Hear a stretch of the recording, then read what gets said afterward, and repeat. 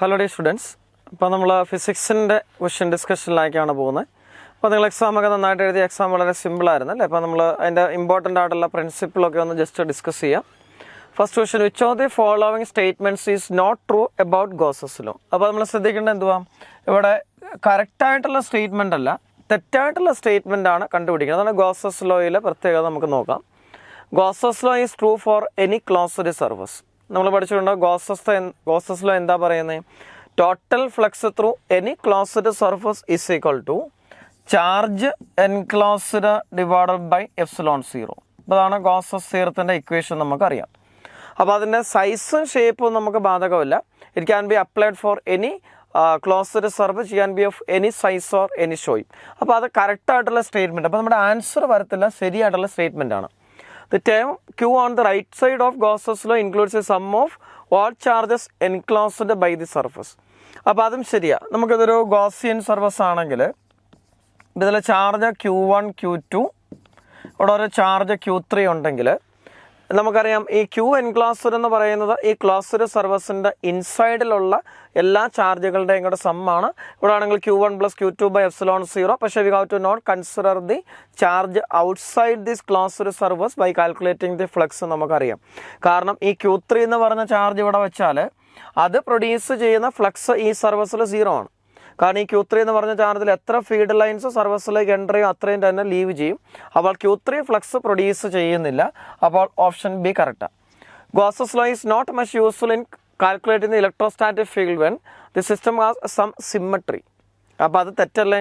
System has some symmetry ഉള്ള സമയത്താണ് നമുക്കത് യൂസ് ചെയ്യാൻ പറ്റുന്നത്. അപ്പോൾ അവിടെ ഈസ് നോട്ട് യൂസ്ഫുൾ എന്നാണ് പറഞ്ഞേക്കുന്നത്. അപ്പോൾ യൂസ്ഫുൾ ആകണമെങ്കിൽ സിമ്മട്രിക്കൽ സിറ്റുവേഷൻ ആയിരിക്കണം, ചാർജ് ഡിസ്ട്രിബ്യൂഷന് സഫിഷ്യൻറ്റ് സിമ്മട്രി വേണം. അപ്പോൾ ഒരു സിമ്മട്രിക്കൽ ഗോസിയൻ സർഫസ് എടുക്കുകയാണെങ്കിൽ ആ സർഫസിലെ പോയിന്റിലെ എല്ലാം magnitude of the electric field നമുക്ക് സെയിം ആയിട്ടൊക്കെ എടുത്തിട്ട് സോൾവ് ചെയ്യാൻ എളുപ്പമുണ്ട്.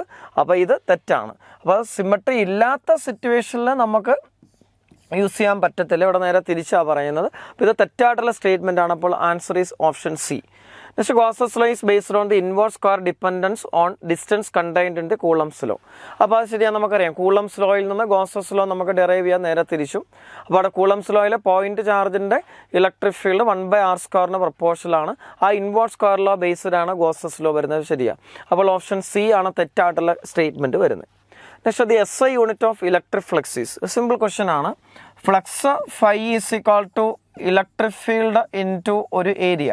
നമ്മൾ യൂണിഫോം ഇലക്ട്രിക് ഫീൽഡ് ആണെങ്കിൽ flux phi is equal to EA cos θ എന്നാണ് പഠിച്ചേക്കുന്നത്. ഇലക്ട്രിക് ഫീൽഡാണ് electric field force per unit ചാർജാണ്. അപ്പോൾ ഇലക്ട്രിക് ഫീൽഡിൻ്റെ യൂണിറ്റ് ന്യൂട്ടൺ പെർ കൂളമ്പ് വരും, ഇൻറ്റു ഏരിയ അപ്പോൾ മീറ്റർ സ്ക്വയർ വരും. അപ്പോൾ ന്യൂട്ടൺ മീറ്റർ സ്ക്വയർ പെർ കൂളമ്പാണ്. അപ്പോൾ ആൻസർ ഓപ്ഷൻ ഡി ആണ് വരുന്നത്. അപ്പോൾ അതും ഡയറക്റ്റ് ക്വസ്റ്റ്യൻ ആണ്, നമുക്ക് യൂണിറ്റൊക്കെ സിമ്പിളായിട്ട് കാൽക്കുലേറ്റ് ചെയ്യാൻ പറ്റുന്നതേ ഉള്ളൂ. അപ്പോൾ അടുത്ത മൂന്നാമത്തെ ചോദ്യം, consider the region inside which there are various types of charges but total charge is 0 at A point outside the region. അപ്പോൾ നമ്മളോട് പറഞ്ഞിരിക്കുന്ന ഒരു റീജിയൻ ഉണ്ട്, അവിടെ കുറേ ചാർജുകൾ Q1, Q2, Q3 എക്സെട്ര ഉണ്ട്. അപ്പോൾ കുറേ ചാർജുകളുണ്ട്, പക്ഷേ അവിടെ ടോട്ടൽ ചാർജ് എത്ര? 0. Q1 + Q2 + Q3 + Q4 etcetera is equal to 0 എന്നാണ് നമ്മളോട് പറഞ്ഞിരിക്കുന്നത്. ടോട്ടൽ ചാർജ് 0 ആണ്. The electric field is necessarily 0. അപ്പോൾ നമുക്കറിയാം, ഒരു എക്സാമ്പിളായിട്ട് ഒരു ഡൈപോൾ കൺസിഡർ ചെയ്തെന്ന് വിചാരിക്കുക. ഒരു ഡൈപോളിൽ -Q + Q ചാർജ് ഉണ്ട്. ഒരു എക്സാമ്പിൾ പറഞ്ഞിട്ടുള്ളൂ. ഒരു ഡൈപോൾ ഒരു -Q ചാർജും +Q ചാർജും ഉണ്ട്.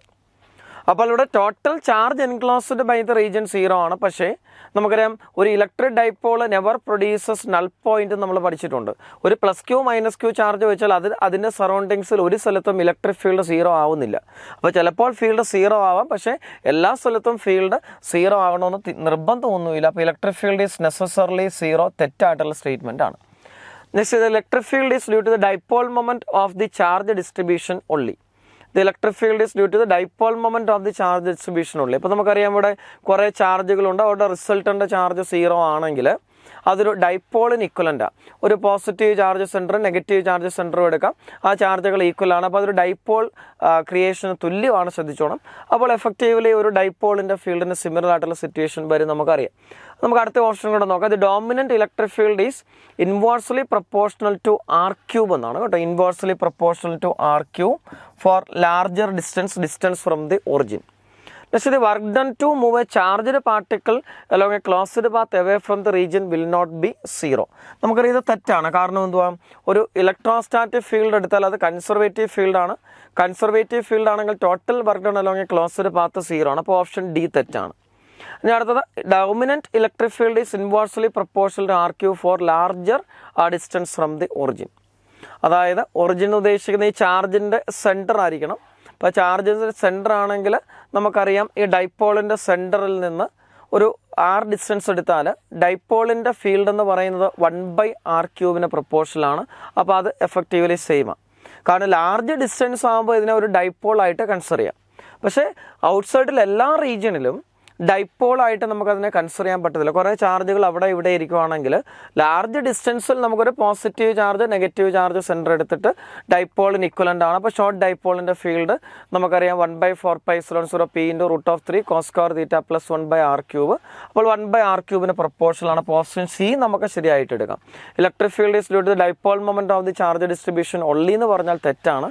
കാരണം എല്ലാ സ്ഥലത്തും നമുക്കതിനെ ഡൈപോളായിട്ട് കൺസിഡർ ചെയ്യാൻ പറ്റണമെന്ന് നിർബന്ധമില്ല. അപ്പോൾ ലാർജ് ഡിസ്റ്റൻസിൽ മാത്രം ഡോമിനൻറ്റ് ഇലക്ട്രിക് ഫീൽഡ് 1/r³ പ്രൊപ്പോർഷനാണ്. കാരണം അതൊരു ഇലക്ട്രിക് ഡൈപോളിന് ഇക്വലൻ്റ് ആണ് at large distances from the charge distribution. മനസ്സിലായല്ലോ? അപ്പോൾ അതാണ് അവിടെ ഉദ്ദേശിക്കുന്നത്.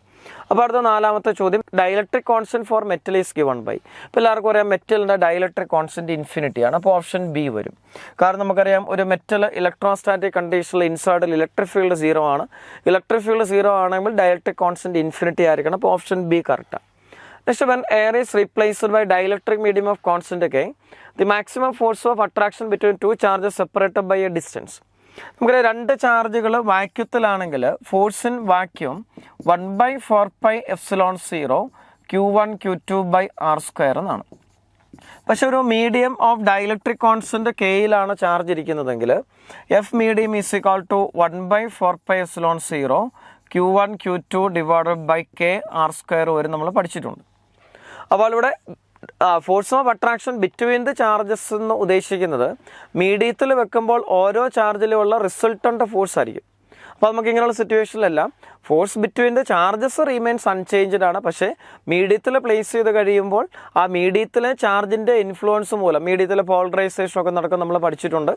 ആ പോളറൈസേഷൻ്റെ എഫക്റ്റ് മൂലം resultant force experienced by each charge is 1/4πε0 Q1 Q2/k r². That is equal to force in vacuum divided by k. ഇതാണ് റിലേഷൻ വരുന്നത്. അപ്പോൾ ഡിക്രീസസ് ബൈ k ടൈംസ് അല്ലേ. അപ്പോൾ നമുക്ക് സിമ്പിളാണ്, ഡിക്രീസസ് k ടൈംസ് ആണ് വരുന്നത്. അപ്പോൾ ആൻസർ ഓപ്ഷൻ സി വരും. മനസ്സിലായല്ലോ? നെക്സ്റ്റ് ആറാമത്തെ ചോദ്യം, two identical capacitors are joined in parallel charge to potential V separated and then connected in series. The positive plate of one is connected to the negative of the other. Which of the following is true? Two identical capacitors are given. They are initially connected in parallel. Two capacitors are there, each of capacitance C, and they are connected to a battery of potential difference V. നമുക്കറിയാം identical capacitors ആണ്, potential difference same ആണ്, charges on the capacitors are also equal. Thereafter battery is disconnected and thereafter capacitors are connected in series such that positive plate of one is connected to the negative plate of the other one. That is the situation. അപ്പോൾ അങ്ങനെയാണെങ്കിൽ എന്ത് സംഭവിക്കുന്നതാണ് ചോദ്യം. അപ്പോൾ നമുക്കറിയാം സീരീസിൽ connect ചെയ്യുമ്പോൾ ഇത് ഓപ്പൺ സർക്യൂട്ട് ആണ്. There is no change in charge distribution on the capacitors. Charge on the capacitors are remains the same as the charge in parallel combination. Therefore, potential difference across each capacitor is simply same initial value V. Potential difference across this capacitor is V. This is also V. And they are connected in series. Therefore, total potential difference across the two capacitors is 2V. അപ്പോൾ രണ്ട് പേർക്കൂടെ കിട്ടുന്ന potential difference effectively 2V വരും. നമുക്ക് option നോക്കാം. The charges on the free plate connected to the together are destroyed. തെറ്റാണ്. കാരണം ഇങ്ങനെ രണ്ട് കപ്പാസിറ്റേഴ്സ് വെറുതെ സീരീസിൽ കണക്ട് ചെയ്താൽ നമുക്കറിയാം ഓപ്പൺ സർക്യൂട്ടിലാണ്. അപ്പോൾ ചാർജ് റിമെയിൻസ് അൺചേഞ്ച്ഡ് ആണ്. അപ്പോൾ ഓപ്ഷൻ എ തെറ്റാണ്. The energy stored in the system increases. നമുക്കറിയാം തെറ്റാണ്. ഇവിടെ കപ്പാസിറ്റേഴ്സ് ഏതാണോ അതേ ചാർജ് ഡിസ്ട്രിബ്യൂഷൻ ആണ് ഇവിടെയും. അപ്പോൾ അതുകൊണ്ട് എനർജി റിമെയിൻസ് സെയിം ആയിരിക്കും. അപ്പോൾ തെറ്റാണ്. Next, potential difference between the free plates is 2V. അത് ശരിയാണ്. കാരണം ഫ്രീ പ്ലേറ്റ്സ് എന്ന് പറയുമ്പോൾ ഇത് മൈനസ് ഇത് പ്ലസ് ഫ്രീ ആണ്. ആ രണ്ട് കപ്പാസിറ്റേഴ്സിനും കൂടെ കിട്ടുന്ന പൊട്ടൻഷ്യൽ ഡിഫറൻസ് ആണ്. അപ്പോൾ അത് 2V വരും. Potential difference remains constant. നമുക്കറിയാം potential difference of each capacities same ആണ്, പക്ഷേ രണ്ട് പേർക്ക് കൂടെ കിട്ടുന്ന 2V. ഇവിടെ രണ്ട് പേർക്കും പൊട്ടൻഷ്യൽ ഡിഫറൻസ് VV ആയിരുന്നു, പക്ഷേ ഇവിടെ കോമ്പിനേഷന് കിട്ടുന്ന പൊട്ടൻഷ്യൽ ഡിഫറൻസ് 2V ആണ്, അതാണ് ഉദ്ദേശിക്കുന്നത്. അപ്പോൾ ആൻസർ C ആണ് കറക്റ്റായിട്ട് വരുന്നത്. Next, 2 spherical conductors each of capacity C are charged to potential V and -V. These are then connected by means of a fine wire. The loss of energy is. അതായത് here we have 2 capacitors each of capacitance C and a potential difference V and -V. They are connected by a fine wire, means they are connected in parallel, because after connecting through a wire their potentials are equal. അപ്പോൾ നമ്മൾ പഠിച്ചിട്ടുണ്ടല്ലോ, രണ്ട് capacitors separately charge ചെയ്തു, അവരെ പാരലായിട്ട് connect ചെയ്താൽ energy ലോസിൻ്റെ equation നമ്മൾ പഠിച്ചിട്ടുണ്ട്. അപ്പോൾ U loss is equal to half C1 C2 by C1 plus C2 into V1 minus V2 whole square. അപ്പോൾ ഇതാണ് ജനറൽ ഇക്വേഷൻ. അപ്പോൾ രണ്ട് കപ്പാസിറ്റേഴ്സ് പാരലായിട്ട് കണക്ട് ചെയ്തു. V1 and V2 are the initial potential difference across the capacitors before they are connected in parallel. Then energy loss is half C1 C2 by C1 plus C2 into V1 minus V2 whole square. Here capacitors are identical, so C1 C2 becomes C square divided by 2 into C1 plus C2 is 2C. Here V1 is V and V2 is minus V. So V minus V whole square വരും. അപ്പോൾ ഇവിടെ 2V square 4V square വരും. 2 into 2 4 cancel ആയി പോയല്ലോ, പിന്നെ CV square വരും. അപ്പോൾ energy loss എത്രയാണ്? CV square വരും. അപ്പോൾ ആൻസർ ഓപ്ഷൻ C ആണ് വരുന്നത്, CV square. മനസ്സിലായല്ലോ? Next 8th question. In the series combination of 2 or more than 2 resistances, കോമ്പിനേഷൻ്റെ പ്രത്യേകത നോക്കാം. The current through each resistance is the same. നമുക്കറിയാം സീരീസ് കോമ്പിനേഷനിൽ എത്ര റെസിസ്റ്റൻസുകൾ ഉണ്ടെങ്കിലും കറണ്ട് സെയിം ആണ് നമുക്കറിയാം. Voltage through each resistance is same, നിർബന്ധമൊന്നുമില്ല. സീരീസ് കോമ്പിനേഷനിൽ കറണ്ട് സെയിം ആണ്. അപ്പോൾ potential difference V is equal to I into R. So V proportional to R. So different resistances are different, then potential differences are also different. അപ്പോൾ B നമുക്ക് തെറ്റാണ്. അപ്പോൾ A ശരിയാണ്, B തെറ്റാണ്. Neither current nor voltage through each resistance is same, തെറ്റാ. Current same ആണ് നമ്മൾ മനസ്സിലാക്കി. Both current and voltage are the same, that is also wrong. So only option A is correct. Next 9th question. Parallel combination of cells we obtain more voltage more current, less voltage less current എന്ന് പറഞ്ഞാൽ parallel combination of N cells, നമുക്ക് identical cells എടുത്താൽ ഒരു സെല്ലിൻ്റെ EMF E internal resistance R. Parallel കോമ്പിനേഷനിൽ നമ്മൾ പഠിച്ചിട്ടുണ്ട് for N identical cells net EMF is equal to 1 of the EMF. അപ്പോൾ ഇക്വലൻ്റ് EMF എന്ന് പറയുന്നത് എത്ര തന്നെയാണ്? 1 ഓഫ് ദി സെല്ലിൻ്റെ EMF തന്നെയാണ്. അപ്പോൾ E വരും. അപ്പോൾ മോർ വോൾട്ടേജ് കിട്ടുമെന്ന് പറയുന്നത് ശരിയാണോ? അല്ല. കാരണം ഒരു സെല്ല് മാത്രം കണക്ട് ചെയ്താൽ EMF E ആണ്. N ഐഡൻറ്റിക്കൽ സെൽസ് പാരലായിട്ട് കണക്ട് ചെയ്താലും നെറ്റ് EMF E തന്നെയാണ്. അപ്പോൾ വോൾട്ടേജ് കൂടുമെന്ന് പറഞ്ഞാൽ എല്ലായ്പ്പോഴും തെറ്റാണ്, നമുക്കറിയാം. ലെസ് വോൾട്ടേജും തെറ്റാണ്, കാരണം ഒരു സെല്ലിൻ്റെ EMF ഏതാണോ അതാണ് ഇവിടെ കിട്ടുന്ന എഫക്റ്റീവ്ലി.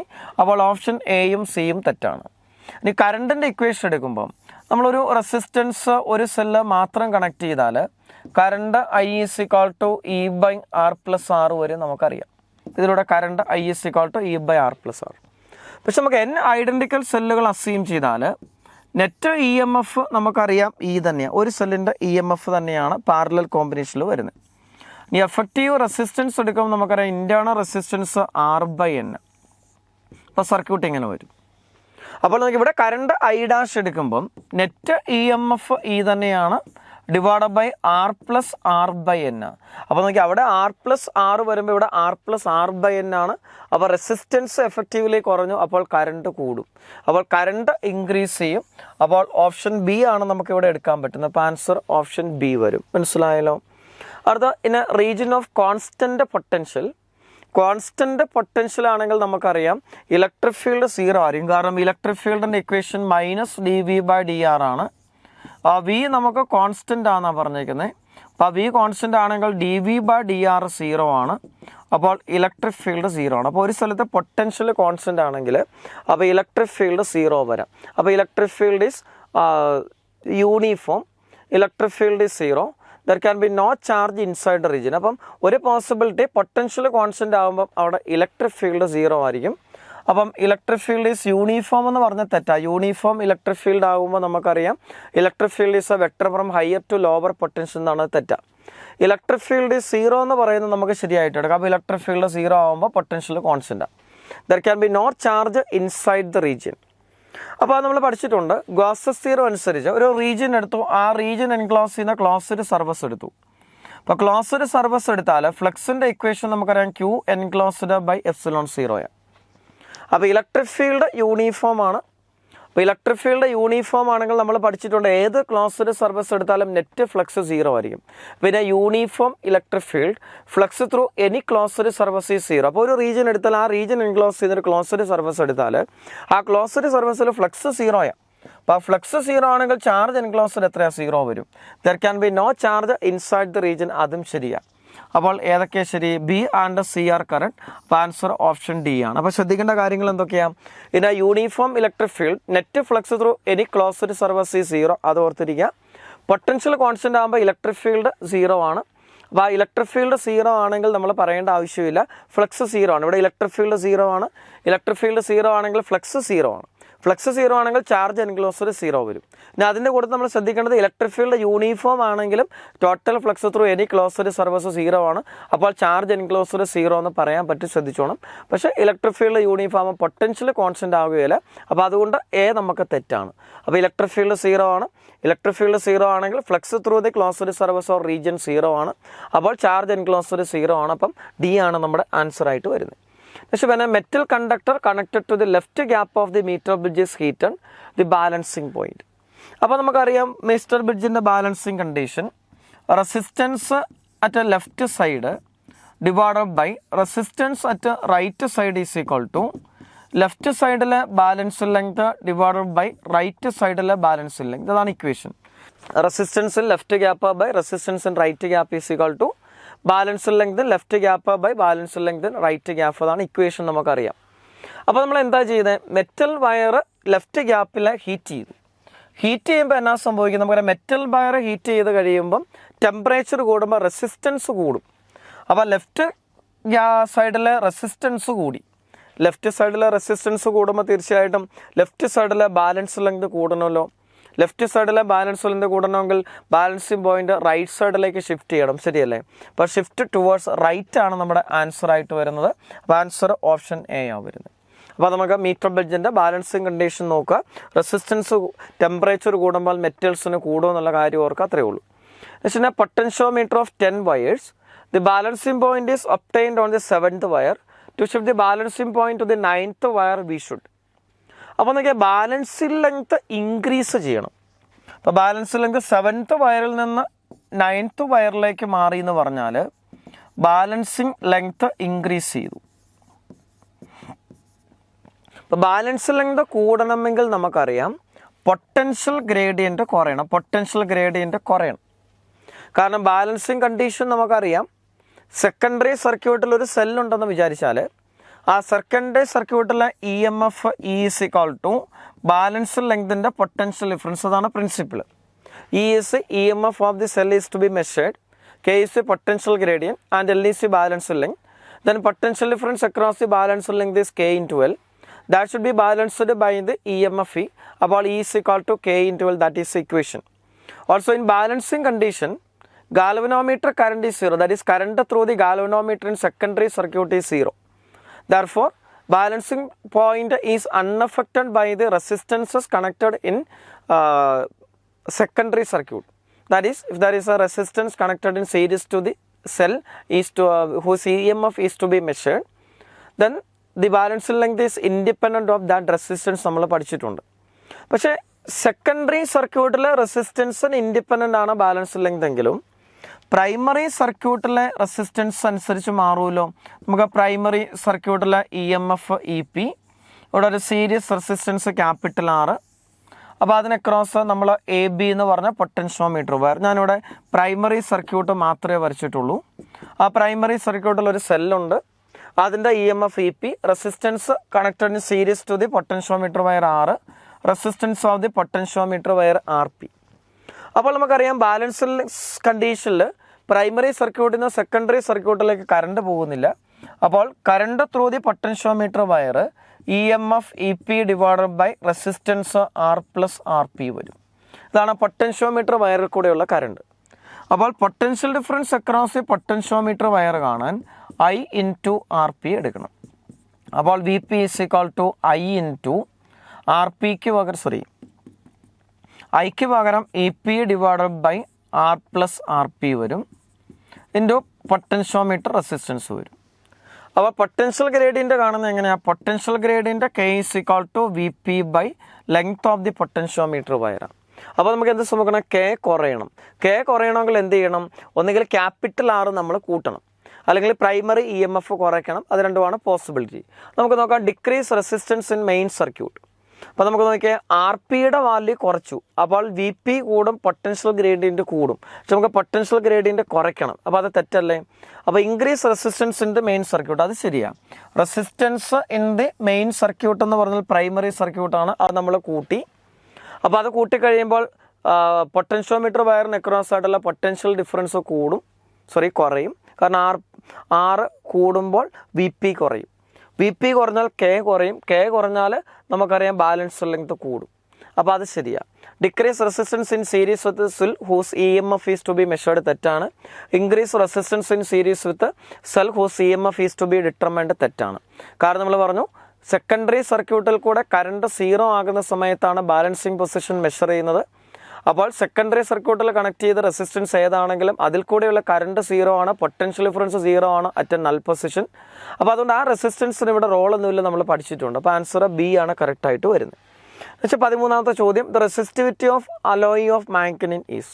അലോയിസിൻ്റെ മെയിൻലി ഉള്ള പ്രത്യേകത നമുക്കറിയാം. Variation of resistivity and resistance with temperature is very less. അതുകൊണ്ടാണ് നമുക്കതിനെ പൊട്ടൻഷ്യോമീറ്റർ വയറിലെ മീറ്റർ ബ്രിഡ്ജിലൊക്കെ വയറായിട്ട് സ്റ്റാൻഡേർഡ് റെസിസ്റ്റൻസ് വയറായിട്ടൊക്കെ യൂസ് ചെയ്യാൻ പറ്റും. അതാണ് നമുക്ക് advantage. Nearly independent of temperature, അത് ശരിയാണ്. നിയർലി ഇൻഡിപെൻഡൻ്റ് അല്ല, നിയർലി ഇൻഡിപെൻഡൻ്റ് എന്ന് പറഞ്ഞാൽ വേരിയേഷൻ വളരെ ചെറുതെന്ന് നമുക്കറിയാം. Increases rapidly with an increase in temperature, അത് തെറ്റാണ്. Next decreases with increase in temperature തെറ്റാണ്. ഇൻക്രീസസ് റാപ്പിഡ്ലി തെറ്റാണ്. വളരെ ചെറിയ വേരിയേഷൻ മാത്രമുള്ള. അപ്പോൾ ആൻസർ ഓപ്ഷൻ എ ആണ് എടുക്കാൻ പറ്റുന്നത്. 14ാമത്തെ ചോദ്യം, a charged particle is moving in a cyclotron. What effect on the radius of the path of this charged particle with occur when the frequency of the radio frequency field is doubled. നമുക്ക് frequency of revolution of the charge or cyclotron frequency F is equal to Q B by 2πm.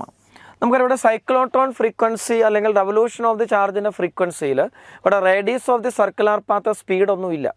അപ്പോൾ നമ്മൾ പഠിച്ചിട്ടുണ്ട് radius of the circular path സ്പീഡും ഒക്കെ cyclotron ഫ്രീക്വൻസിക്ക് independent ആണ്. അപ്പോൾ നേരെ തിരിച്ചു.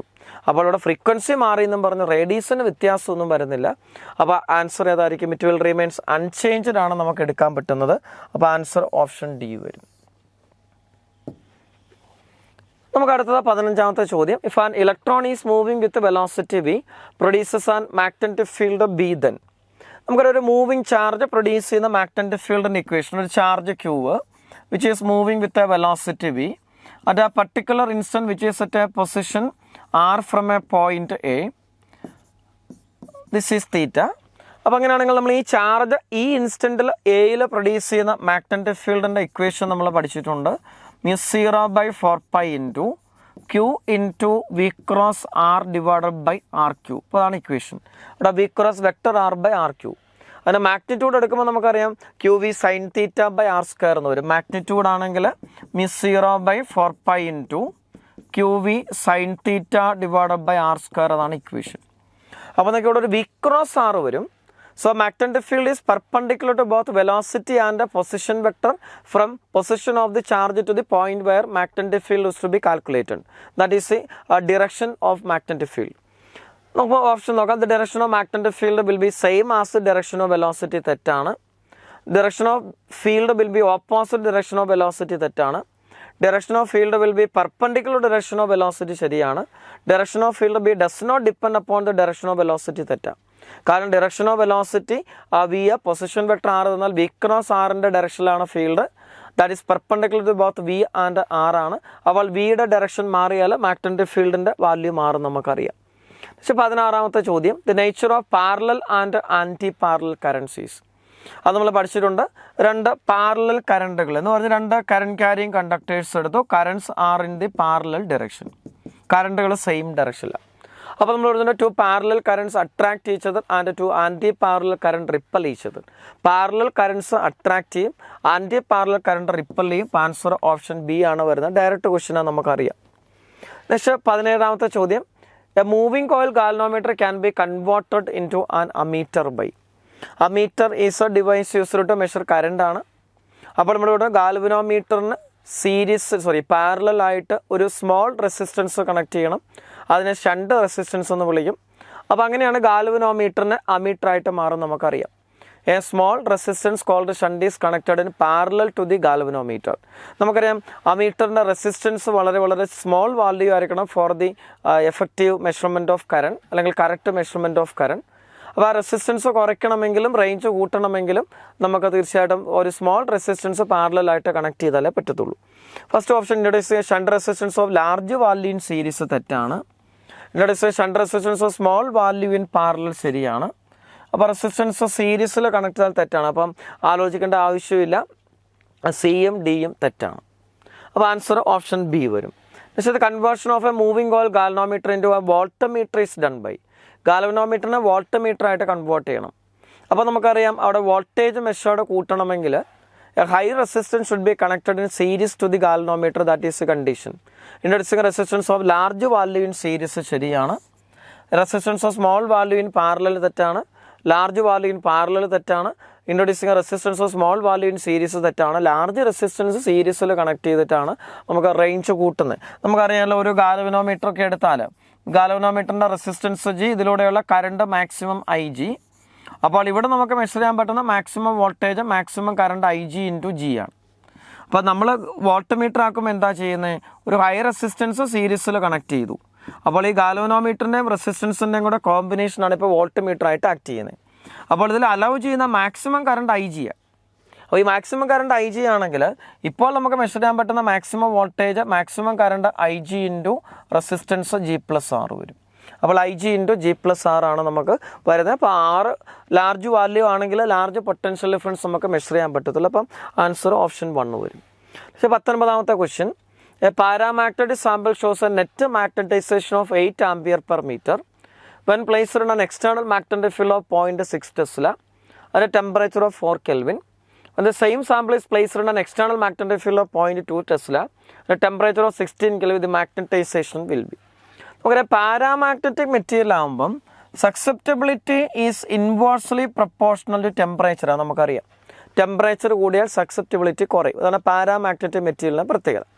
അപ്പോൾ മാഗ്നറ്റൈസേഷൻ നമുക്കറിയാം സക്സെപ്റ്റിബിലിറ്റിക്ക് ഡയറക്ട്ലി പ്രൊപ്പോർഷണൽ ആണ്. അപ്പോൾ 1/Tക്ക് പ്രൊപ്പോർഷനാണ്. പിന്നെ external magnetic field applied B ആണെങ്കിൽ ബി കൂടുന്തോറും മാഗ്നറ്റൈസേഷൻ കൂടും. നമ്മുടെ മാഗ്നറ്റൈസേഷൻ എന്ന് പറഞ്ഞാൽ എന്തുവാ?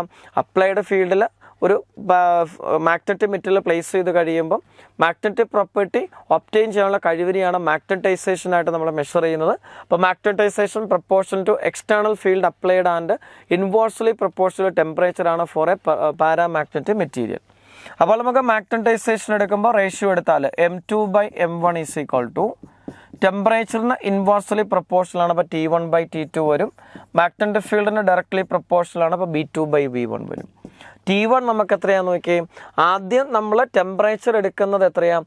4 Kelvin ആണ്. രണ്ടാമത് 16 Kelvin ആണ്. അപ്പോൾ 4/16 വരും. മാഗ്നറ്റിക് ഫീൽഡ് ഇനിഷ്യലി B2 എത്രയാണ്? 8 ആംപിയർ പെർ മീറ്റർ. മാഗ്നറ്റിക് ഫീൽഡിൻ്റെ ഇൻറ്റൻസിറ്റി 0.6 ആണ്. 8 അല്ല 0.6 ടെസ്ല വരും. അപ്പോൾ നമുക്ക് 4/16 ഇൻറ്റു B2 രണ്ടാമത്തെ ഫീൽഡാണ്, അത് 0.2 ഡിവൈഡ് ബൈ ആദ്യത്തെ ഫീൽഡ് 0.6 വരും. അപ്പോൾ 4/16 1/4 വരും. 0.2/6 നമുക്കറിയാം 2/6 1/3 വരും. അപ്പോൾ M2 is equal to M1 നമുക്ക് 8 ആണ്. 8/4 ഇൻറ്റു 3 വരും. ദാറ്റ് ഈസ് ഈക്വൽ ടു 2/3 വരും. അപ്പോൾ 2/3 ആംപിയർ പെർ മീറ്റർ ആണ് പുതിയ മാഗ്നറ്റൈസേഷൻ. അപ്പോൾ ആൻസർ ഓപ്ഷൻ ബി വരും. മനസ്സിലായല്ലോ? അപ്പോൾ അടുത്ത 20ാമത്തെ ചോദ്യം. Magnetic needle is kept in A non uniform magnetic field it experiences. അപ്പോൾ നോൺ യൂണിഫോം മാഗ്നറ്റിക് ഫീൽഡ് ആണെങ്കിൽ നമുക്കറിയാം നോർത്ത് പോള് സൗത്ത് പോള് ഇരിക്കുന്ന സ്ഥലത്ത് മാഗ്നറ്റിക് ഫീൽഡ് ഡിഫറൻ്റ് ആയിരിക്കും. അപ്പോൾ അതുകൊണ്ട് രണ്ട് പേർക്കും കിട്ടുന്ന ഫോഴ്സുകൾ ഡിഫറൻ്റ് ആയിരിക്കും. അപ്പോൾ തീർച്ചയായിട്ടും നെറ്റ് ഫോഴ്സ് നോൺ സീറോ വരും. ആ രണ്ട് ഫോഴ്സുകളും ഡിഫറെൻ്റ് ലൈൻസിലായിരിക്കും ആക്ട് ചെയ്യാൻ സാധ്യത. അപ്പോൾ അതുകൊണ്ട് ജനറലി നമുക്കറിയാം ടോർക്കും എക്സ്പീരിയൻസ് ചെയ്യപ്പെടും. അപ്പോൾ അവിടെ ഫോഴ്സും ഉണ്ട് ടോർക്കും ഉണ്ട്. യൂണിഫോം മാഗ്നറ്റിക് ഫീൽഡ് ആയിരുന്നെങ്കിൽ നമുക്കറിയാം ടോർക്ക് മാത്രമേ ഉള്ളൂ, റിസൾട്ടൻ്റ് ഫോഴ്സ് 0 ആണ്. ഇവിടെ നോൺ യൂണിഫോം മാഗ്നറ്റിക് ഫീൽഡിൽ ജനറലി ടോർക്കും ഫോഴ്സും കാണും. അപ്പോൾ ആൻസർ ഏതാ? A force and torque. It experiences A force and torque എന്നുള്ളതാണ് ആൻസർ വരുന്നത്. അപ്പോൾ ആൻസർ ഓപ്ഷൻ സി വരും. നമുക്ക് 21ാമത്തെ ചോദ്യത്തിലേക്ക് പോകാം. The magnetic susceptibility of an ideal diamagnetic substance is. ഡയമagnetic മെറ്റീരിയലിനെ പ്രത്യേകം നമുക്കറിയാം. ഐഡിയൽ കേസിൽ നമ്മൾ എത്ര മാഗ്നറ്റിക് ഫീൽഡ് കൊടുക്കുന്നു അതിന് ഈക്വൽ ആൻഡ് ഓപ്പോസിറ്റ് ആണ് ഈ മാഗ്നറ്റൈസേഷൻ മൂലം അതിൻ്റെ ഇൻസൈഡിൽ പ്രൊഡ്യൂസ് ചെയ്യുന്ന മാഗ്നറ്റിക് ഫീൽഡ്. അപ്പോൾ അതുകൊണ്ട് സക്സെപ്റ്റിബിലിറ്റി എത്ര വരണം? -1 വരണം. നമുക്ക് ഇൻറ്റൻസിറ്റി ഓഫ് മാഗ്നറ്റൈസേഷനായും അപ്ലൈഡ് ഫീൽഡിൻ്റെ ഇൻറ്റൻസിറ്റി H ആണെങ്കിൽ I -H ആണ് ഡയമagnetic മെറ്റീരിയൽ ഐഡിയൽ കേസിൽ വരുന്നത്. അപ്പോൾ സക്സെപ്റ്റിബിലിറ്റി 1 വന്നാലേ I -H വരത്തുള്ളൂ, -1 വന്നാലേ പറ്റത്തുള്ളൂ. അപ്പോൾ ആൻസർ -1 നമുക്കറിയാം, ഡയറക്റ്റ് ക്വസ്റ്റ്യനാണ്. അപ്പോൾ അടുത്ത 22ാമത്തെ ചോദ്യം. A magnetised wire of magnetic moment M is bent into an arc of a circle that subtends an angle of 60 degree at the center. The equivalent magnetic moment is. ഒരു magnetised wire നമ്മൾ വെറുതെ എടുത്തു. അപ്പോൾ ആ magnetised വയറിൻ്റെ magnetic moment M ആണ്.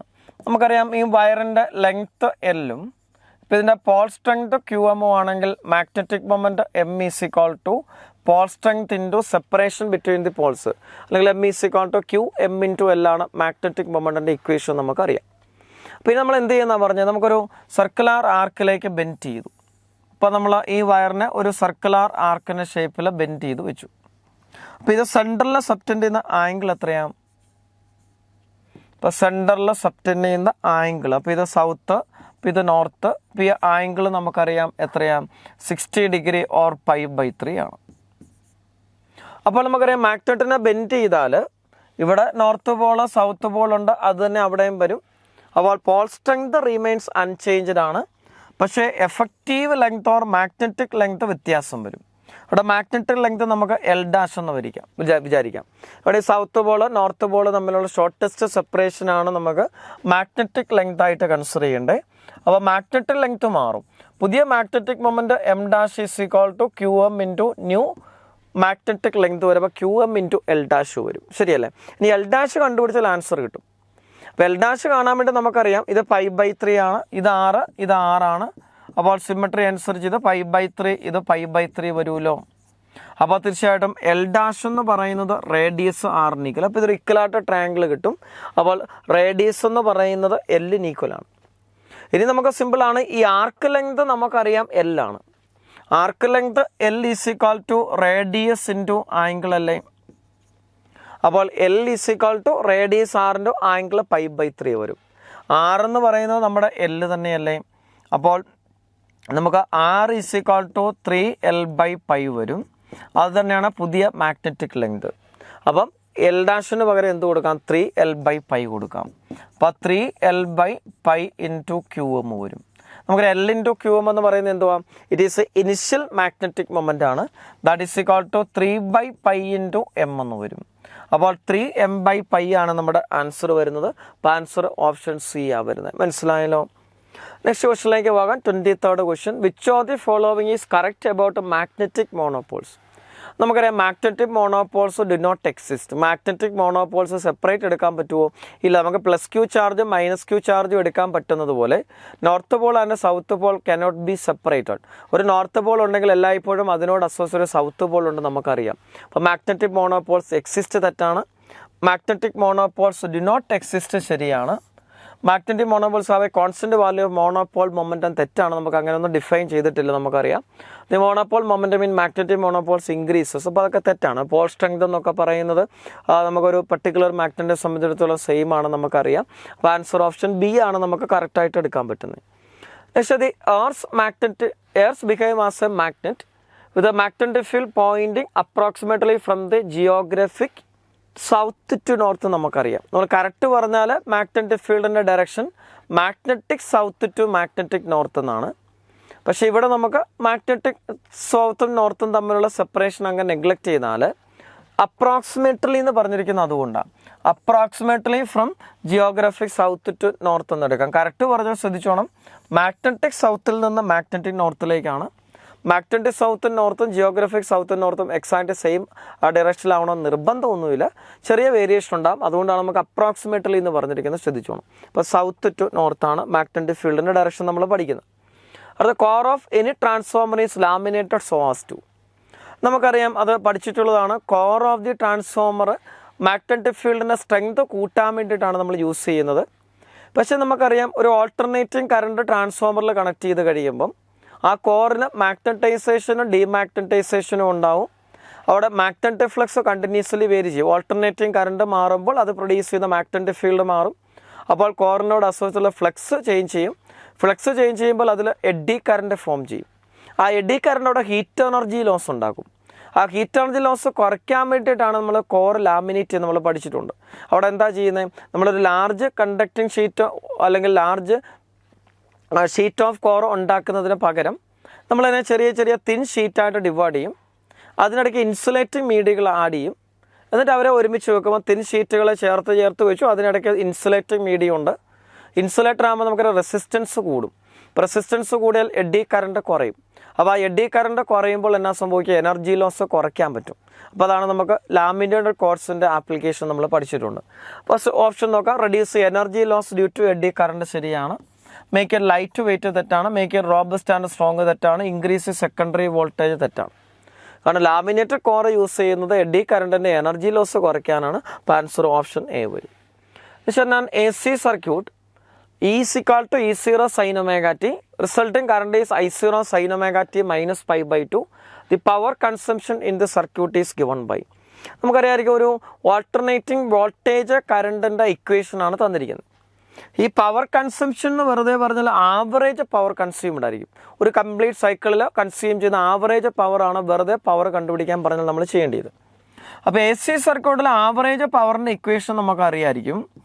E0 I0 peak values of the voltage ആണെങ്കിൽ E0 I0 by 2 into cos phi എന്നാണ് ജനറൽ ഇക്വേഷൻ. അല്ലെങ്കിൽ ERMS into IRMS into cos phi. ഇതാണ് ആവറേജ് പവർ കൺസ്യൂമറിൻ്റെ equation. Then what is phi? Phi is a phase difference between voltage and current. Here voltage equation is E0 sin omega t. So phase of the voltage is equal to omega t. And the current is I0 sin omega t minus pi by 2. So phase of the current is omega t minus pi by 2. Then what is the phase difference between current and voltage? Phase difference between current and voltage is phase of voltage is omega t minus phase of current omega t minus pi by 2, that is pi by 2. Therefore whatever cos phi is equal to cos pi by 2 0. Cos phi is called a power factor because it measures the amount of power consumed by the AC circuit. Here power factor cos phi is equal to 0. Therefore average power consumed is 0. That is, as you know, if the phase difference between voltage and current is pi by 2, then there is no need to calculate the average power consumed. It is always 0. കാരണം നമുക്കറിയാം, average power consumed 0 വരുന്നത് inductor കപ്പാസിറ്ററിലാണ്.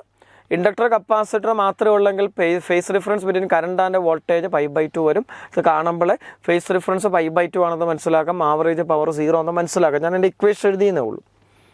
അപ്പോൾ അത് 27ാമത്തെ ചോദ്യം. The peak value of AC voltage on 220 volt mains is. നമുക്കറിയാം, നമ്മുടെ വീടുകളിൽ വരുന്ന വോൾട്ടേജ് എടുക്കുമ്പോൾ സിനിസോയിഡലി വേരിയും വോൾട്ടേജ് എന്ന് പറഞ്ഞാൽ E0 sin omega t, E0 cos omega tയുടെ ഫോമിൽ റെപ്രസെൻ്റ് ചെയ്യാൻ പറ്റുന്ന വോൾട്ടേജസ് ആണ്. അങ്ങനെയാണെങ്കിൽ പീക്ക് വാല്യൂ RMS വാല്യൂവിൻ്റെ റിലേഷൻ നമ്മൾ പഠിച്ചിട്ടുണ്ട്. പീക്ക് വാല്യൂ ഓഫ് വോൾട്ടേജ് ആണെങ്കിൽ V0 is equal to VRMS into √2 വരും. AC വോൾട്ടേജ് 220 വോൾട്ട് എന്ന് വെറുതെ പറഞ്ഞാൽ അത് എന്ത് വാല്യൂയാണ്? RMS value. അപ്പോൾ RMS വാല്യൂ വോൾട്ടേജ് ആണ് 220 വോൾട്ട്. അപ്പോൾ പീക്ക് വാല്യൂ 220 √2 വരും. ശരിയല്ലേ? അപ്പോൾ ആൻസർ 220 √2 ആണ്. അപ്പോൾ ആൻസർ ഓപ്ഷൻ സി ആണ് വരുന്നത്. മനസ്സിലായല്ലോ? അപ്പോൾ അത് 28ാമത്തെ ചോദ്യം. Which is the value of inductance L for which the current is maximum in a series LCR circuit with C is 10 microfarad and omega is 100/s. അപ്പോൾ നമ്മൾ എന്താ പറഞ്ഞിരിക്കുന്നത്? Which is value of inductance L in a series LCR circuit in which current is maximum. Current maximum എന്ന് പറഞ്ഞാൽ നമുക്കറിയാം അത് resonance സർക്യൂട്ടാണ്. ശരിയല്ലേ? Current is maximum in resonance ആണ്. ഇപ്പോൾ റെസൊണൻസ് സർക്യൂട്ടിൻ്റെ പ്രത്യേകത അറിയാമല്ലോ. റെസൊണൻസ് സർക്യൂട്ടിലെ കണ്ടീഷൻ എന്തുവായിരുന്നു? ഇപ്പോൾ റെസൊണൻസ് സർക്യൂട്ടിൽ നമുക്കറിയാം ഇൻഡക്റ്റീവ് റിയാക്റ്റൻസും കപ്പാസിറ്റീവ് റിയാക്റ്റൻസും ഈക്വലാണ്. അപ്പോൾ അപ്ലൈഡ് വോൾട്ടേജിൻ്റെ frequency or resonance frequency omega equal to 1/√LC. Applied വോൾട്ടേജിൻ്റെ ഫ്രീക്വൻസി 1/√LC ആകുമ്പോഴാണ് റെസൊണൻസ് ഉണ്ടാകുന്നത്. നമുക്കിതിൽ കണ്ടുപിടിക്കേണ്ട L ആണ്. അപ്പോൾ സ്ക്വയർ ചെയ്താൽ omega square equal to 1/LC. അപ്പോൾ L equal to 1/C omega square എന്ന് എഴുതാം. സിയുടെ വാല്യൂ എത്രയാണ്? 10 മൈക്രോ ഫാരഡാണ്. അപ്പോൾ 10 × 10⁻⁻6 വരും. ഒമേഗ 10⁻³ ആണ്. സ്ക്വയർ ചെയ്യുമ്പോൾ എത്ര വരും? 10⁻6 വരും. അപ്പോൾ 1/10 ഓർ 10⁻⁻1 വരും. അപ്പോൾ 10⁻⁻1 ഹെൻറിയാണ് വരുന്നത്. അപ്പോൾ നമുക്ക് 10⁻⁻1 ഹെൻറി ഓപ്ഷൻ ഉണ്ടോ? ഇല്ല, മില്ലി ഹെൻറിയിലാണ്.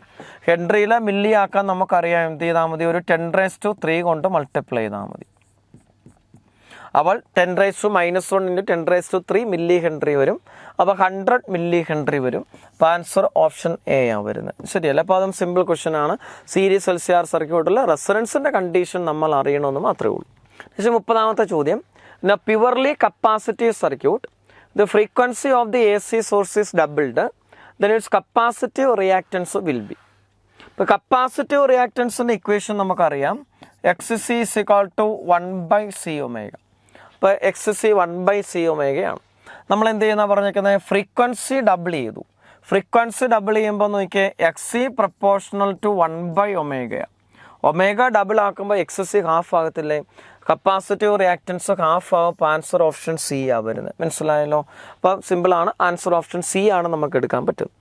പക്ഷേ 31ാമത്തെ ചോദ്യം, mirage is a phenomenon due to. നമുക്കറിയാം മിറാഷ് ടോട്ടൽ ഇൻറ്റേർണൽ റിഫ്ലക്ഷൻ്റെ എക്സാമ്പിളാണ് നമ്മൾ പഠിച്ചിട്ടുണ്ട്.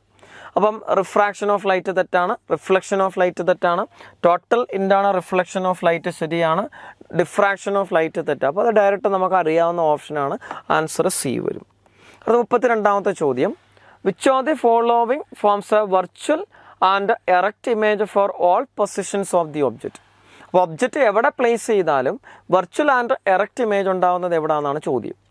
അപ്പോൾ നമുക്കറിയാം convex lens first. Convex lens നമുക്കറിയാം ഒബ്ജക്റ്റ് ഫോക്കസിനും ഒപ്റ്റിക്കൽ സെൻറ്ററിനും ഇൻബിറ്റ്വീൻ ആണെങ്കിൽ മാത്രം വെർച്വൽ ആൻഡ് ഡയറക്റ്റ് ഇമേജ് ആണ്. ബാക്കിയുള്ള സിറ്റുവേഷനിലെല്ലാം റിയൽ ആൻഡ് ഇൻവേർട്ടഡ് ഇമേജ് ആണ്. അത് തെറ്റാണ്.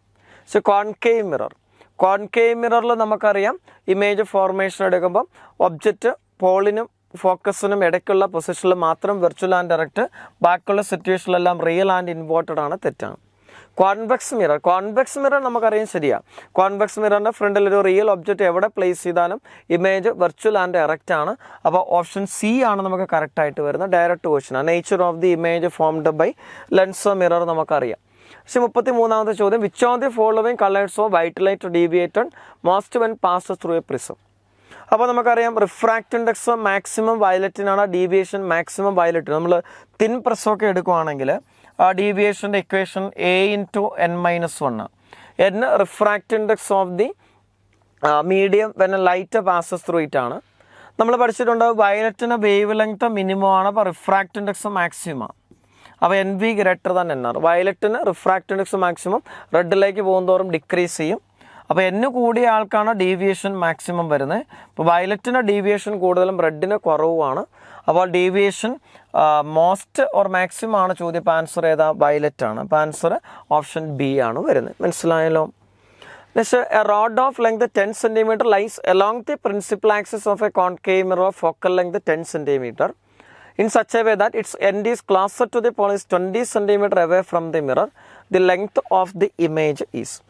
അപ്പോൾ നമുക്ക് ആരാ തന്നേക്കുന്ന? ഒരു കോൺകേവ് മിറർ. അപ്പോൾ ഒരു കോൺകേവ് മിറർ കൺസിഡർ ചെയ്യാം. ഒബ്ജക്റ്റ് പ്ലേസ് ചെയ്തിരിക്കുന്നത് along the axis or principal axis of the mirror ആണ്. അപ്പോൾ അതിൻ്റെ ലെങ്ത്ത് തന്നിട്ടുണ്ട് 10 cm ആണ്. ഫോക്കൽ ലെങ്ത് 10 cm ആണ്. കോൺകേവ് മിറർ ആകുമ്പോൾ ശ്രദ്ധിച്ചോണം, ഫോക്കൽ ലെങ്ത് നെഗറ്റീവ് ആണ്. അപ്പോൾ -10 cm സൈൻ മാറിപ്പോയിക്കരുത്. അപ്പോൾ നമ്മളിവിടെ ഒരു ഒബ്ജക്റ്റ് പ്ലേസ് ചെയ്തു. Object along the principal ആക്സിസിലാണ്. അപ്പോൾ ആ ഒബ്ജക്റ്റിൻ്റെ ലെങ്ത്ത് നമുക്ക് തന്നിട്ടുണ്ട് എത്രയാണ്? 10 cm ആണ്. അപ്പോൾ ഇതിൻ്റെ നിയറസ്റ്റ് എൻഡ് എന്ന് പറയുന്നത് 20 cm ഫ്രം ദി മിറർ. അപ്പോൾ ഇതാണ് സിറ്റുവേഷൻ. അപ്പോൾ ലെങ്ത് ഓഫ് ദി ഇമേജ് കാണണം. അതിനെന്താ ചെയ്യേണ്ടത്? ഈ ഒബ്ജക്റ്റിൻ്റെ 2 എക്സ്ട്രീം പോയിൻറ്റ്സ് എടുക്കുക. ആ രണ്ട് എക്സ്ട്രീം പോയിന്റുകളുടെ ഇമേജിൻ്റെ പൊസിഷൻ കാണുക, അതിൻ്റെ ഡിഫറൻസ് എടുത്താൽ ലെങ്ത് ഓഫ് ദി ഇമേജ് കിട്ടും.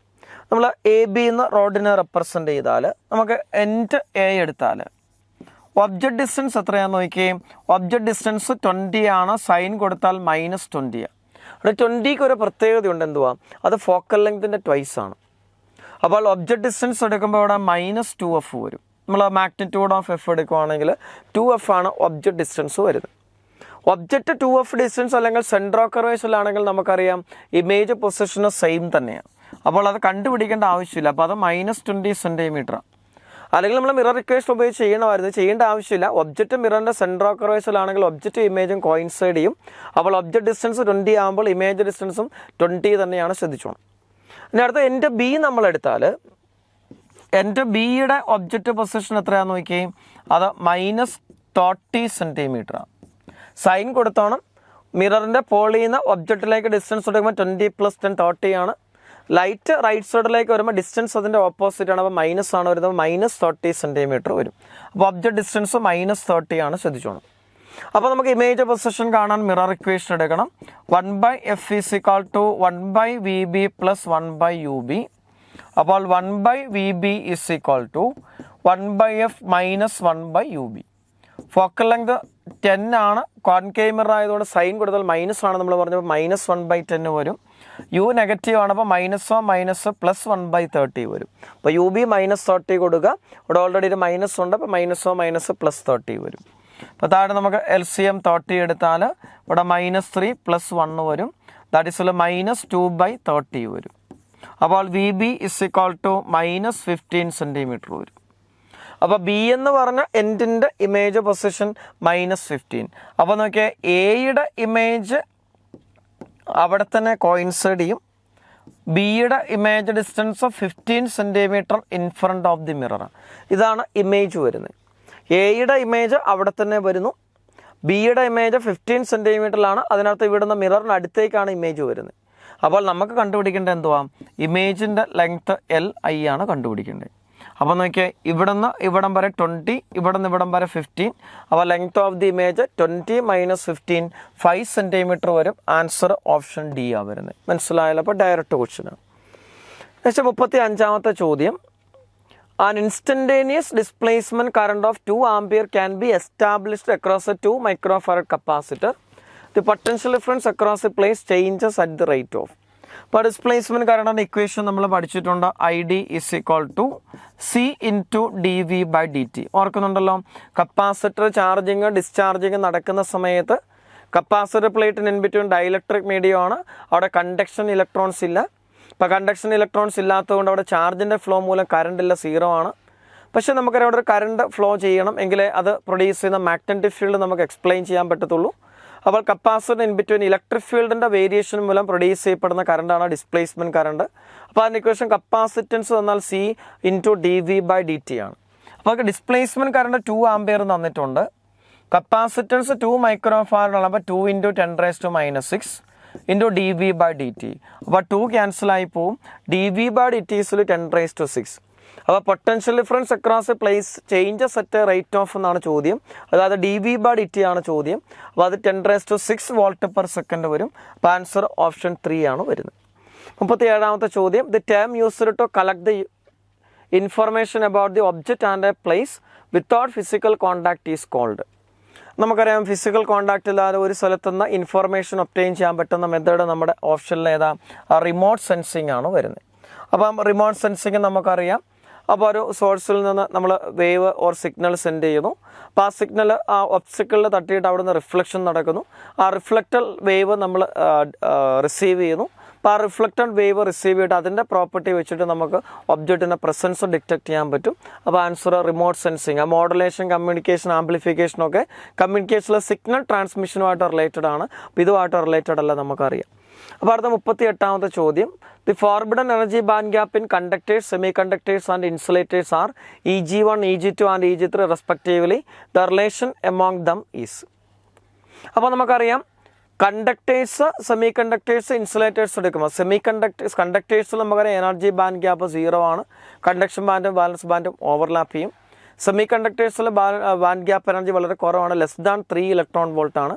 പക്ഷേ ഇൻസുലേറ്റേഴ്സിലെ ബാൻഡ് ഗ്യാപ്പിൻ്റെ എനർജി വളരെ കൂടുതലാണ് നമുക്കറിയാം. അപ്പം ഏറ്റവും കുറവ് കണ്ടക്ടേഴ്സിലാണെന്ന് പറയാം, അത് 0 ആണ്. അപ്പോൾ EG1 ആണ് ഏറ്റവും കുറവ്, പിന്നെ EG2 ആണ് ഏറ്റവും കൂടുതൽ, EG3 ആണ്. അപ്പോൾ ആൻസർ പറയാൻ പറ്റുന്ന ഏതാ? ഓപ്ഷൻ ബി ആണ് നമുക്ക് പറയാൻ പറ്റുന്നത്. അപ്പോൾ EG1 less than, EG2 less than, EG3. അടുത്ത 39ാമത്തെ ചോദ്യം. Radioactive nucleus emits a beta particle. The parent and daughter nuclei are. നമുക്കറിയാം എക്സ് എന്ന് പറഞ്ഞൊരു ന്യൂക്ലിയസ്, അപ്പോൾ അത് ബീറ്റ പാർട്ടിക്കിളിനെ എമിറ്റ് ചെയ്തതിന് ശേഷം Y ആയിട്ട് മാറി. ബീറ്റ പാർട്ടിക്കിൾ എന്ന് പറഞ്ഞാൽ നമുക്കറിയാം ഇലക്ട്രോൺ ആണ്. ഇലക്ട്രോണിൻ്റെ mass number atomic number -1 mass number 0 ആണ്. അപ്പോൾ അതിൻ്റെ കൂടുതൽ ആൻറ്റി ന്യൂട്രോൺ എന്ന് പറഞ്ഞ പാർട്ടിക്കിൾ എനർജിയൊക്കെ എമിറ്റ് ചെയ്ത് നമുക്കറിയാം.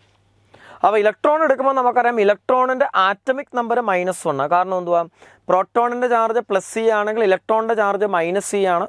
അപ്പോൾ അതുകൊണ്ട് ചാർജ് പ്രോട്ടോണിന് ഈക്വൽ ആൻഡ് ഓപ്പോസിറ്റ് ആയതുകൊണ്ട് ആറ്റമിക് നമ്പർ -1 എന്ന് എടുക്കാം, മാസ് നമ്പർ നമ്മൾക്ക് 0 എന്ന് എടുക്കാം. ഈ -1 0 വരും. അപ്പോൾ നോക്കിയാൽ ഇവിടെ mass number atomic number considered ആവണം. അപ്പോൾ വൈയുടെ മാസ് നമ്പരും എക്സിൻ്റെ മാസ് നമ്പർ സെയിം ആണ്. ഇവിടെ Z ആണെങ്കിൽ ഇവിടെ Z+1 വരും. കാരണം ഇവിടെ Z വരുമ്പോൾ ഇവിടെ -1 ഉള്ളതുകൊണ്ട് ഇവിടെ Z+1 വന്നാലേ പറ്റത്തുള്ളൂ. അപ്പോൾ ബീറ്റ ഡിക്കയിൽ എന്താ സംഭവിക്കുന്നത്? മാസ് നമ്പർ മാറ്റമില്ല, ആറ്റമിക് നമ്പർ മാറി. മാസ് നമ്പർ മാറ്റമില്ലെങ്കിൽ അതെന്തോ ഐസോബാർസ് ആണ് നമുക്കറിയാം. അപ്പോൾ ആൻസർ ഏതാ? ഓപ്ഷൻ ഡി ആണ് വരുന്നത്, isobar. Mass number remains same ആണെങ്കിൽ അതിനെയാണ് ഐസോബാർസ് എന്ന് വിളിക്കുന്നത് നമുക്കറിയാം. ബാക്കിയൊക്കെ നമ്മൾ പഠിച്ചിട്ടുണ്ട്, പറയേണ്ട ആവശ്യമില്ല. ആൻസർ ഓപ്ഷൻ ഡി ആണ് വരുന്നത്. The radius of A spherical nucleus as measured by electron scattering is 3.6 Fermi. What is the mass number of the radius most likely to be? R0 is 1.2 Fermi. നമുക്ക് റേഡിയസിൻ്റെ equation നമ്മൾ പഠിച്ചിട്ടുണ്ടോ? Radius of the nucleus some constant R0 into A⁻⁴ എന്ന equation. R നമുക്ക് തന്നിട്ടുണ്ട് 3.6 Fermi ആണ്. R0 നമുക്ക് തന്നിട്ടുണ്ട് 1.2 Fermi. R0 നമുക്കറിയാം കോൺസ്റ്റൻ്റ് ആണ്. അപ്പോൾ അതിൻ്റെ വാല്യൂ ചെറിയ വേരിയേഷൻ ഉള്ളത് 1.2 Fermi തന്നിട്ടുണ്ട്. ആറ്റമിക് മാസ് നമ്പർ നമുക്ക് അറിയത്തില്ല, നമുക്ക് മാസ് നമ്പറാണ് കണ്ടുപിടിക്കേണ്ടത്. അപ്പോൾ 3.6/12 36/12 നമുക്കറിയാം 3 വരും. 3 = A⁻⁴ A = 3³ വരും. അപ്പോൾ 27 വരും. അപ്പോൾ ആൻസർ ഓപ്ഷൻ എ ആണ് വരുന്നത്, 27. സിമ്പിൾ ക്വസ്റ്റൻ ആണ്. റേഡിയസ് ഓഫ് ദി ന്യൂക്ലിയസിൻ്റെ ഇക്വേഷൻ ഓർത്തിരുന്നാൽ മതി. അപ്പോൾ നമ്മൾ കേസ് സ്റ്റഡി ബേസ്ഡ് ക്വസ്റ്റ്യൻസ് ആണ്. അപ്പോൾ നിങ്ങൾ ആ പാസേജ് വായിച്ചു നോക്കുക. പാസേജിനകത്ത് തന്നെ നമുക്കുള്ള ഇൻഫോർമേഷൻസ് എല്ലാം ഉണ്ട്, പ്രത്യേകിച്ച് വേറെ പഠിക്കേണ്ട കാര്യമൊന്നുമില്ല. അപ്പോൾ അതിനകത്ത് തന്നിരിക്കുന്ന കാര്യം വെച്ചിട്ടാണ് ചോദ്യം. അപ്പോൾ നിങ്ങളത് കെയർഫുള്ളായിട്ട് വായിച്ചു നോക്കുക. ഞാൻ വായിക്കുന്നില്ല, കെയർഫുള്ളായിട്ട് നിങ്ങളൊന്ന് വായിച്ചു നോക്കുക. പക്ഷേ what is a full form of laser? ലേസറിൻ്റെ ഫുൾ ഫോം. അപ്പോൾ ആ ലേസറിൻ്റെ ഫുൾ ഫോം നമുക്കിവിടെ എവിടെയെങ്കിലും കാണും, ശരിയല്ലേ? അപ്പോൾ ലേസർ എന്ന് പറയുന്നത് അല്ലെങ്കിൽ നമുക്കറിയാം light amplification by stimulated emission of radiation ആണ്, അല്ലേ? അപ്പോൾ അതാണ് ലേസറിൻ്റെ ഫുൾ ഫോം. അപ്പോൾ അതിവിടെ കൊടുത്തിട്ടുണ്ടല്ലോ, light amplification by stimulated emission of radiations. അപ്പോൾ light amplified by stimulated emission of radiation തെറ്റാണ്. Light amplification by stimulated emission of radiation ആണ്. അപ്പോൾ നമുക്ക് ആൻസർ വരുന്ന ഏതാ? അപ്പോൾ ആൻസർ ഓപ്ഷൻ ബി ആണ് വരുന്നത്, light amplification by stimulated emission of radiation. മനസ്സിലായല്ലോ? അപ്പോൾ അടുത്തത്, the stimulated emission is the process of. Stimulated emission എന്ന് പറഞ്ഞാൽ എന്താണെന്നാണ് ചോദ്യം. അപ്പോൾ അവിടെ ഓപ്ഷൻ വായിക്കുന്നതിന് മുമ്പ് ഇതിനകത്ത് സ്റ്റേറ്റ്മെൻറ്റ് നിങ്ങൾ വായിച്ചതിനോട് കിട്ടിയെന്ന് വിചാരിക്കുന്നു. അപ്പോൾ നോക്കിയാൽ, Einstein explained stimulated emission in an atom. An electron may move to higher energy level by absorbing a photon. When the electron comes back to the lower energy level, it releases the same photon. This is called a spontaneous emission. അപ്പോൾ ഒരു electron അതിൻ്റെ excited സ്റ്റേറ്റിൽ നിന്ന് lower സ്റ്റേറ്റിലേക്ക് വരുമ്പോൾ ഒരു ഫോട്ടോണിന് emission നടക്കുന്നതിനെയാണ് നമ്മൾ spontaneous emission എന്ന് പറയുന്നത്. This may also happens that the excited electron absorbs another photon. The excited electron absorbs another photon or releases 2 photons and returns to the lower energy state. This is known as stimulated emission of radiation. അപ്പോൾ stimulated emission of റേഡിയേഷനിൽ എന്തോ സംഭവിക്കുന്നത്? Excited സ്റ്റേറ്റിലുള്ള ഒരു electron ഒരു ഫോട്ടോണിനെ absorb ചെയ്തിട്ട് ground സ്റ്റേറ്റിലേക്ക് വരുന്നു. അപ്പോൾ 2 photons emission നടക്കും, അതാണ് സ്റ്റിമുലേറ്റഡ് എമിഷൻ ഓഫ് റേഡിയേഷൻ.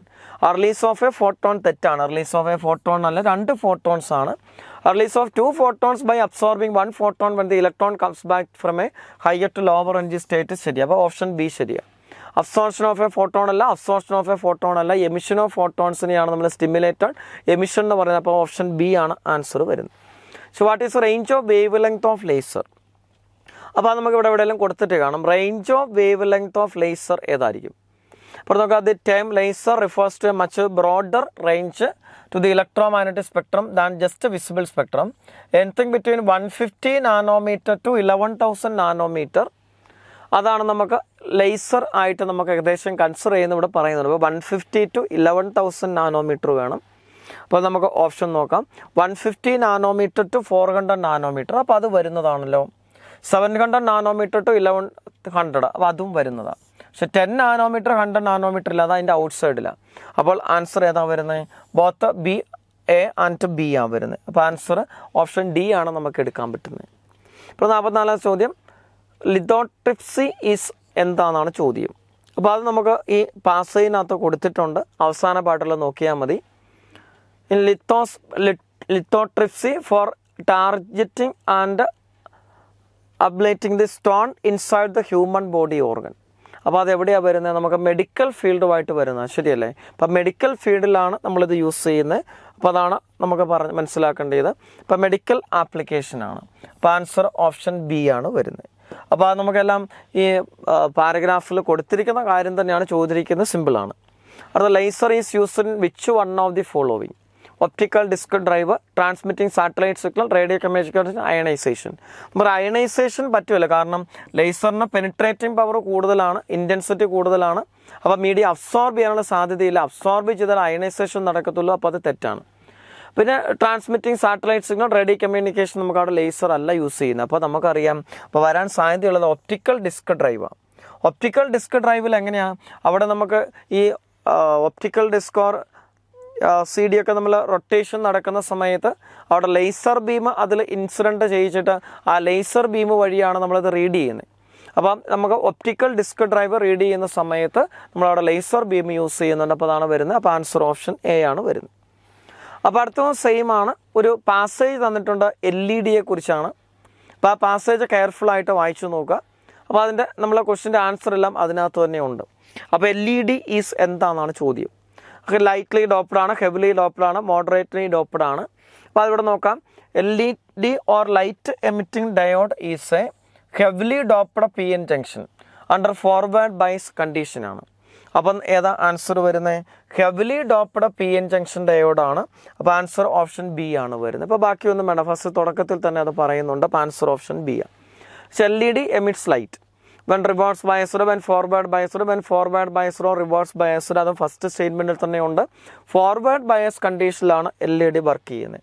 അപ്പോൾ വെൻ ഫോർവേഡ് ബയാസർ ആണ് ആൻസർ വരുന്നത്. അപ്പോൾ ആൻസർ ഓപ്ഷൻ ബി ആണ് വരുന്നത്. മനസ്സിലായല്ലോ? നമുക്ക് അടുത്തത് നോക്കാം. During recombination at the junction emitted photons how? Energy equal to or slightly less than the band gap, energy greater than band gap എന്നൊക്കെയാണ് പറയുന്നത്. നമുക്ക് നോക്കാം. അപ്പോൾ ഇവിടെ റീകോമ്പിനേഷൻ്റെ സമയത്ത് എനർജിയുടെ പ്രത്യേകതയാണ്. Forward bias, electron send from, അതിൻ്റെ ഡയറക്ഷനൊക്കെ പറഞ്ഞിട്ടുണ്ട്, വായിച്ചു നോക്കുക. Thus, at the junction boundary on either side of junction, excess minority carriers are there which are recombined with the majority carriers near the junction. On recombination, the energy released in the form of photons. Photons with energy equal to or slightly less than the band gap are emitted. അപ്പോൾ emitted ഫോട്ടോൺസിൻ്റെ energy equal to or slightly less than the band gap ആണ്. അപ്പം അതാണ് നമ്മുടെ ആൻസറായിട്ട് വരുന്നത്. അപ്പോൾ ഏതാണെന്ന് നോക്കിയേ, energy equal to slightly less than the band gap ആണ്. അപ്പോൾ ആൻസർ ഓപ്ഷൻ എ ആണ് വരുന്നത്. കാരണം റീകോമ്പിനേഷൻ സമയത്ത് ബാൻഡ് ഗ്യാപ്പിലും കൂടിയ എനർജി റിലീസ് ചെയ്യാനുള്ള സാധ്യതയൊന്നുമില്ല. കുറേ എനർജി ലോസ് ആകുമ്പോൾ ബാൻഡ് ഗ്യാപ്പിലും കുറഞ്ഞ എനർജിയാണ് വരാൻ സാധ്യത കൂടുതൽ. Theoretically equal to band gap energy വരാം. അപ്പോൾ ആൻസർ ഓപ്ഷൻ എ. നമുക്കറിയാം ബാക്കിയൊന്നും വരാൻ സാധ്യതയില്ല, തെറ്റാണ്. അടുത്ത, threshold voltage of LEDs lower compared to the other PN junction diode and slightly different for each color. അപ്പം ത്രെഷോൾഡ് വോൾട്ടേജ് ഓഫ് LED ബാക്കിയുള്ളവരുമായിട്ട് കമ്പയർ ചെയ്തിട്ടാണ് ചോദ്യം. ത്രെഷോൾഡ് വോൾട്ടേജിൻ്റെ പ്രത്യേകതയാണ് നമുക്ക് നോക്കാം. അപ്പോൾ അതിവിടെ കൊടുത്തിട്ടുണ്ട്. അത് VI characteristics of LED are similar to that of silicon junction diode, but the threshold voltage are much higher and slightly different for each color. Threshold voltage normal ഡയോഡുമായിട്ട് കമ്പയർ ചെയ്യുമ്പോൾ വളരെ ലാർജ് ആണ് and slightly different for different colours. അതാണ് നമ്മുടെ answer ആയിട്ട് വരുന്നത്. അപ്പോൾ answer നോക്കാം. Lower compared to other P N junction തെറ്റാണ്. ലോവർ കമ്പയർഡ് അപ്പോൾ ഓപ്ഷൻ ബി തെറ്റാണ്. Higher compared to other P N junction and same for all the colours തെറ്റാണ്. Higher compared to other P N junction diode and slightly different for different colours. അപ്പോൾ അതാണ് നമുക്ക് answer ആയിട്ട് വരുന്നത്. അപ്പോൾ answer option D വരും. മനസ്സിലായല്ലോ? അപ്പോൾ അടുത്ത 50ാമത്തെ ചോദ്യം, the reverse break down voltage of LEDs ആണ്. Reverse break down voltage of LED പ്രത്യേകതയാണ്. അപ്പോൾ അത് നോക്കുക. The reverse break down voltage of LEDs are very low, typically around 5 volt. അപ്പോൾ അതുകൊണ്ടുള്ള പ്രത്യേകത, നമ്മൾ അഥവാ LED റിവേഴ്സ് ബയസിൽ കണക്ട് ചെയ്താൽ അത് ഡാമേജ് ആവാനുള്ള സാധ്യത വളരെ കൂടുതലാണ്. ബ്രേക്ക് ഡൗൺ വോൾട്ടേജ് വളരെ കുറവാണ്, നിയർലി 5 വോൾട്ടൊക്കെയാണ് വരുന്നത്. അപ്പോൾ അതാണ് ഒരു LED നമ്മൾ സർക്യൂട്ടിലൊക്കെ യൂസ് ചെയ്യുമ്പോൾ ശ്രദ്ധിക്കേണ്ടത്. അപ്പോൾ very low and typically around 0.5 volt തെറ്റാണ്. വെരി ഹൈ തെറ്റാണ്. Very low and typically around 5 volt ശരിയാണ്. അപ്പോൾ ആൻസർ സി ആണ് വരുന്നത്. മനസ്സിലായല്ലോ? അപ്പോൾ നമുക്ക് ബേസിക്കലി ഉള്ള ഇമ്പോർട്ടൻ്റ് ആയിട്ടുള്ള പ്രത്യേകതകളൊക്കെ നമ്മൾ ഡിസ്കസ് ചെയ്തു. എല്ലാം സിമ്പിൾ ആയിട്ടുള്ള ക്വസ്റ്റ്യൻ ആയിരുന്നു അല്ലേ? അപ്പോൾ നമുക്ക് പെട്ടെന്ന് ആൻസർ ചെയ്യാൻ പറ്റുന്നതേ ഉള്ളൂ. അപ്പോൾ അതൊക്കെ നന്നായിട്ട് എഴുതിയെന്ന് വിചാരിക്കുന്നു. അപ്പോൾ എല്ലാവരും പഠിച്ച കാര്യങ്ങളൊക്കെ നന്നായിട്ട് എഴുതി നല്ല റിസൾട്ട് എല്ലാവർക്കും ഉണ്ടാവട്ടെ എന്ന് പ്രാർത്ഥിക്കുന്നു, ആശംസിക്കുന്നു. Okay, best of luck. Thank you.